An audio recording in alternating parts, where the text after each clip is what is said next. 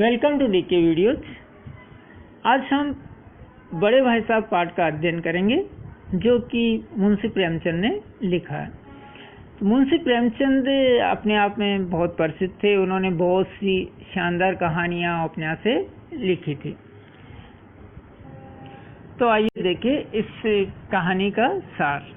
ये बहुत ही एक मज़ेदार कहानी है। इसमें एक छोटा भाई होता है, एक बड़ा भाई होता है, और बड़ा भाई छोटे भाई को जिस तरह से डांटता है, पढ़ने के लिए कहता है, छोटा भाई उस पर जो प्रतिक्रिया करता है, उसी को इस कहानी में बताया गया है। तो आइए शुरुआत करते। प्रेमचंद कहानी का प्रारंभ करते हुए कहते हैं कि मेरे बड़े भाई साहब मुझसे 5 साल बड़े थे, लेकिन मुझसे केवल 3 दर्जे आगे थे। 3 दर्जे मतलब 3 क्लास आगे थे। हम दोनों ने साथ साथ पढ़ना शुरू किया था।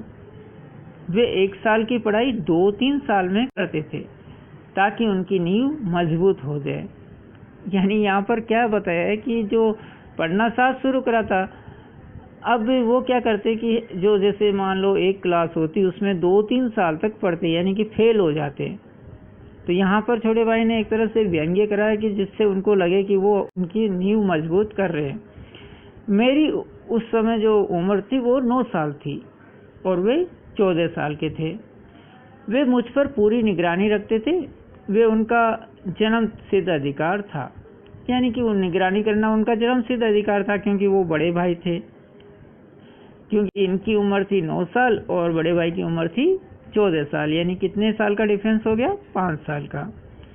तो मुझसे यह उम्मीद की जाती थी कि मैं उनके हुक्म को कानून समझूं, यानी कि जो वो मेरे को आदेश दे वो मैं एक तरह से कानून समझकर उसका पालन करूं। ऐसा वो बड़े भाई साहब सोचते थे।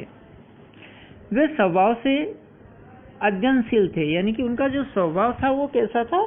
हमेशा पढ़ते रहना, यानी कि हर समय वो पढ़ते रहते थे और बाकी कोई उनको विशेष शौक नहीं था, और हमेशा किताबों में व्यस्त रहते थे। वे विभिन्न प्रकार की तस्वीरें कॉपियों में बनाया करते थे। मेरा मन पढ़ने में नहीं लगता था। मैं अक्सर यानी कि अवसर पाते ही हॉस्टल से निकलकर मैदान में आ जाता और खेलने लगता। जब खेलकूद कर कमरे में वापस आता तो भाई साहब क्रोधित हो जाते थे और डांटते हुए कहते, इस तरह अंग्रेजी पढ़ोगे तो जिंदगी भर पढ़ते रहोगे और एक हर्फ ना आएगा। अंग्रेजी पढ़ना कोई हंसी खेल नहीं है कि जो चाहे पढ़ ले। यहाँ दिन रात आंखें फोड़नी पड़ती है और खून जलाना पड़ता है, तब कहीं यह विद्या आती है। और आती क्या है? हाँ, कहने को आ जाती है। बड़े बड़े विद्वान भी शुद्ध अंग्रेजी नहीं लिख सकते, बोलना तो दूर रहा। अगर तुम्हें इसी तरह उम्र गंवानी है तो बेहतर है कि घर चले जाओ और मजे से गुल्ली डंडा खेलो।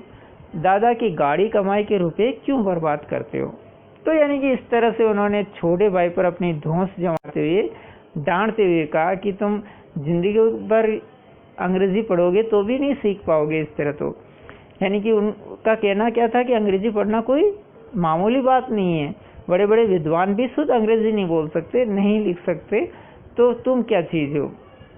और उन्होंने एक और उनको उलाहना दी छोटे भाई को कि जो दादा की गाड़ी कमाई है, यानी कि बहुत मेहनत करी हुई कमाई है, उसको तुम एक तरह से बर्बाद कर रहे हो, और इससे अच्छा तो है कि तुम अपने वापस से घर चले जाओ और मज़े से वहाँ गुल्ली डंडा खेलो। इस तरह से उन्होंने अपने छोटे भाई को डांटा। अब लेखक आगे कहता है कि मैं इस तरह की लताड़ सुनकर रोता रहता। लताड़ का मतलब डांट। उनकी बातें सुनकर मेरी हिम्मत टूट जाती। सोचता गांव चला जाऊं। भाई हमेशा कोई डांटता रहता है तो अपनी कितनी भी हिम्मत हो वो जवाब देने लग जाती है, यानी कि हम हिम्मत हारने लग जाते हैं। सोचते हैं कि अब क्यों करें ऐसा काम, शायद हम इसमें सफल नहीं होंगे। तो ऐसा ही वो छोटा भाई सोच रहा था।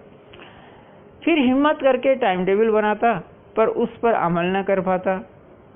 यानी कि फिर छोटा भाई हिम्मत करता, अपने पढ़ने का टाइम टेबल बनाता। अब बना तो लेता, लेकिन उस पर अमल करना, यानी कि उस पर उसके अनुसार टाइम टेबल के अनुसार ही पढ़ना उसके लिए पॉसिबल नहीं था।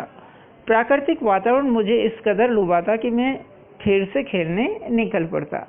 यानी कि छोटे भाई को खेलने का इतना शौक था कि जो ही बाहर उसका ध्यान जाता तो वो खेले बिना नहीं रहता था। आगे देखिए, वार्षिक परीक्षा में भाई साहब फेल हो गए और मैं कक्षा में प्रथम आया।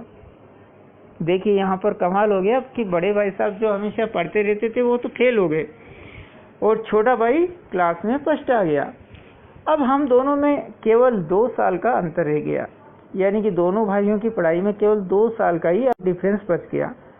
अब मैं भाई साहब से कहना चाहता था कि आपकी वह घोर तपस्या कहाँ गई, यानी कि उसका मन कर रहा था कि बड़े भाई को कहे कि आपने जो घोर तपस्या की थी, हमेशा पढ़ते रहते थे, खेलने से दूर रहते थे, वो अब कहाँ गई आपकी।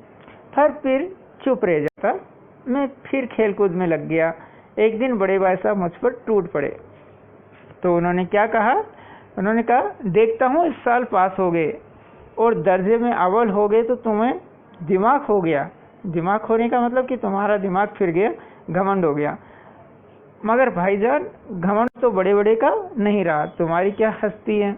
उन्होंने आगे ये भी बोल दिया कि यानी कि जो घमंड कर रहे हो तुम, वो तो बड़े बड़े का नहीं रहा, तो तुम्हारी क्या हस्ती है, यानी कि तुम क्या चीज हो। उन्होंने अनेक उदाहरण देकर डराना शुरू कर दिया। उन्होंने कई राजाओं के नाम लिए, उन्होंने इतिहास, एलजेब्रा के विषय में भी बताया। परीक्षा में उत्तीर्ण होने के लिए मेहनत करनी पड़ती है। उन्होंने समय की पाबंदी पर 4 पन्नों का निबंध लिखने को भी कहा। स्कूल का समय निकट था और भाई साहब का उपदेश जारी था। तो इस तरह से यानी कि उन्होंने एक लंबा चौड़ा उपदेश दे दिया, समय की पाबंदी पर निबंध लिखने के लिए भी दे दिया और घमंड के उदाहरण भी दे दिए कि घमंड करने से क्या क्या होता है। तो इस तरह से उन्होंने अपने छोटे भाई को समझाया। आगे आप देखते, हर बार की तरह फिर सालाना परीक्षा हुई। सालाना परीक्षा मतलब जो आपके वार्षिक परीक्षा होती है, फाइनल एग्जाम, ईयरली एग्जाम, वो हुई। संयोग से एक बार फिर भाई साहब फेल हो गए और मैं फिर पास हो गया। तो यानी कि इस बार भी लेखक पास हो गए और उनके बड़े भाई साहब फेल हो गए। भाई साहब ने अत्यधिक परिश्रम किया था, यानी कि भाई साहब ने मेहनत में कोई कमी नहीं रखी थी, खूब उन्होंने पढ़ाई करी थी। मुझे उन पर दया आ रही थी। अब यानी कि छोटा भाई था आखिर में, तो उसको भी अपने बड़े भाई पर दया आ रही थी कि ये इतना पढ़े, लेकिन फिर भी फेल हो गए। नतीजा सुनकर वे रो पड़े। अब मेरे और उनके बीच केवल 1 कक्षा का अंतर रह गया, यानी कि अब केवल 1 कक्षा और बच गई थी भाई साहब के बराबर आने में। वास्तव में यह उनके उपदेशों का ही सार था कि मैं पास हो गया और वे फेल हो गए।